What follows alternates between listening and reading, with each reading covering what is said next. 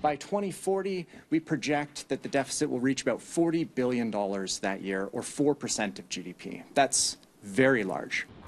Tanking oil prices, empty office buildings, lower paying jobs, massive deficit, and growing debt. Alberta is facing a lot of challenges, but if you think this is bad, an economist warns you haven't seen anything yet. There aren't any quick fixes. There are two major concerns. The first is rising healthcare costs caused by an aging population. We're looking at about $1,500 per person more in health spending between now and the mid-2040s. The second concern is the province's reliance on volatile oil and gas revenues. It's lower than at any point since the 1940s and is going to be at this level for quite some time.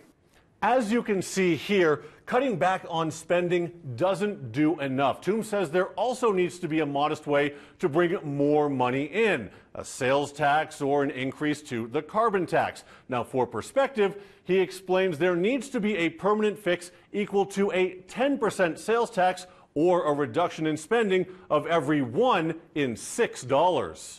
In 2040, the net debt levels that I show here in this projection are approaching 50%. We have seen provinces where net debt levels are that high.